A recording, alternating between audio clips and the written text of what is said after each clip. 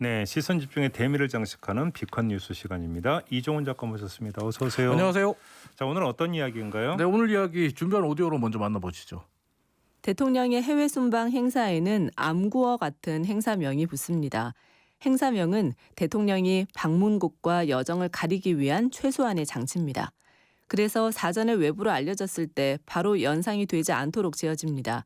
이번 G7 오스트리아, 스페인 방문의 행사명은 콘서트였습니다. 이게 이제 탁현민 청와대 의전비서관 페이스북 글 내용이죠? 네, 맞습니다. 방금 들으신 오디오는 지난 6월 18일에 탁현민 비서관이 자신의 페이스북에 올렸던 글인데요. 탁 비서관의 이 글을 놓고 어제 우리 언론들은 국가 기밀을 함부로 노출했다 이렇게 비판을 하고 있습니다. 네, 그렇더라고요. 네, 구체적으로 살펴보면 국민일보는 대통령 행사 암호명은 대통령상 국가정보원 보안 업무 규정 제4조에 따라서 3급 국가기밀로 분류되는데 함부로 노출했다 이렇게 비판하고 있고요. 네. SBS는 대통령의 행사 암호명이 공개된 건 매우 이례적이다라고 비판을 했습니다. 또 중앙일보는 보안상 적절치 않다는 비판이 나온다 이렇게 보도를 했고요. 근데 이전에도 이거 공개된 적이 있지 않나요? 네, 그러니까 SBS가 대통령 행사 암호명이 공개된 게 매우 이례적이다라고 했던 게 굉장히 이상했습니다. 네. 말씀하신 것처럼 그동안 우리 대통령들의 해외 순방 암호명 공개된 적이 많습니다. 지금 유튜브에 사진 한 장 올려놓겠는데요. 지금 유튜브에 올려놓은 사진은 지난 2012년 11월 그러니까 이명박 정부 시절 청와대가 대한민국 3급 기밀 해외 순방 암호명을 알려드립니다. 라는 제목으로 2012년? 예. 네. 네, 영상의 일부입니다. 예. 그리고 보시면 2012년 9월에 있었던 이명박 전 대통령의 러시아, 그린란드, 노르웨이 순방의 암호명이 툰드라였다. 툰드라 암호명을 정한 이유는 지구온난화에 시달리는 북극지대를 보호하자는 기후변화 대응의 강력한 메시지를 담기 위해서다. 이렇게 설명하고 있어요. 네. 그리고 이어진 영상에서는 마치 경고라도 하듯이 붉은색 글씨로 3급 기밀 이렇게 탁 못 박습니다. 그래요? 네. 네. 하지만 이 영상이 공개된 이후에 청와대가 3급 기밀을 영상으로 만들어서 외부에 노출했다. 이렇게 비판하는 기사를 본 적이 없습니다. 저는. 네.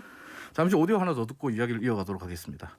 외교부는 대통령의 외국 순방이나 정상회담이 있으면 그 실무 준비 차원에서 행사에 대한 명칭을 붙이는데 그것을 코드명이라고 합니다. 재임 기간 동안 빈번하게 이루어지는 대통령의 외국 순방이나 정상회담을 몇 차 순방, 몇 차 정상회담식으로 표현한다면 자칫 혼동을 줄 수 있기 때문에 한 번만 들어도 어떤 행사인지 쉽게 알아내기 위해 고안해낸 것이지요. 또 외부에서 무슨 행사인지 알기 쉽지 않기 때문에 보안상으로도 필요하다고 합니다. 이번 박근혜 대통령 방미는 새 시대가 코드명으로 정해졌다고 알려졌습니다. 이거는 지금 사전에 지금 보도하는 거 아니에요? 네, 맞습니다. 방금 들으신 오디오가 지난 2013년 5월 3일에 연합뉴스 TV가 보도한 내용인데 예. 2013년 5월 2일부터 4일까지 우리 언론들의 보도를 보면 박근혜 전 대통령의 첫 번째 방미 행사의 코드명, 암호명이 새시대다라고 뉴스들을 쏟아냈어요. 이게 방미 행사 전이죠. 방미 행사 전입니다. 이 방미 행사는 2013년 5월 5일부터 시작되는 일정이었어요. 야, 오히려 이게 문제야. 이거는 국가기밀 유출이에요. 그러니까 사실상 대통령의 해외 순방 코드명, 암호명 같은 경우는 대통령의 순방이 끝나고 나면 국내로 돌아오고 나면 사실상 폐기된 암호명이거든요.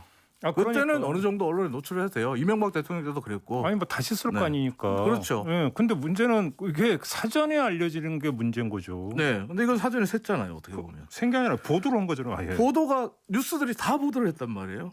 그러니까 대통령이 해외 순방할 때 청와대 외교부 국정원에서 암호명을 같이 정한단 말이에요. 국정원 경호실에서 같이 정하는데 그 이유가 뭐냐면 가장 큰 이유는 보안과 경호 때문이에요. 네.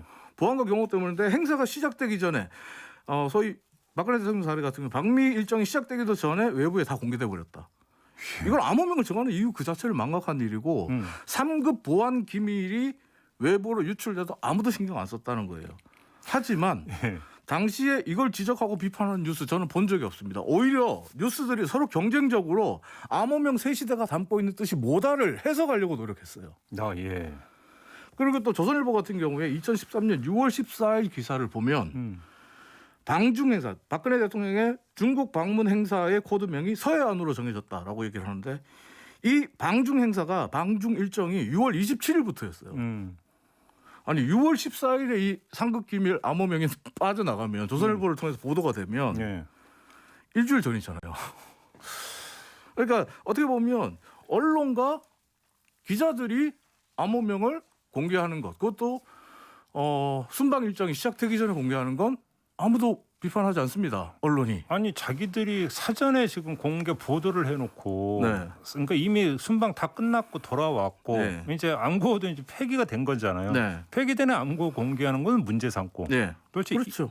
이걸 어떻게 이해를 하고 있어요? 그러니까요. 저 역시 언론의 이런 이중잣대를 보면서 네. 도대체 어느 장단에 춤을 춰야 될지 모르겠다는 생각입니다. 그리고 박근혜 대통령 시절에 박근혜 전 대통령 시절, 박근혜 정부 시절 같은 경우는 솔직히 저는 암호명, 암구호가 이렇게 언론에 미리 유출되는 것 자체도 이해가 안 됐어요. 저건 분명히 상급 기밀인데. 아니, 그거는 예를 들어서 사전에 노출되는 건 진짜 문제 삼아야죠. 네. 그때는 근데 문제 그때 삼아요. 아무도 문제 삼지 않았습니다. 그러니까요. 근데 지금은 폐기된 암호명을 탁현민 비서관이 공개했다는 걸로 엄청나게 큰 국가 보안, 국가 기밀을 뭐 유출한 것처럼 기사를 씁니다. 알겠습니다. 뭐 판단은 우리 애청자분들이 충분히 내리고도 남을 이번은 사안, 판단을 애청자에게 제가 아닌 우리 내리고도 남을 그런 사안인 것 같네요.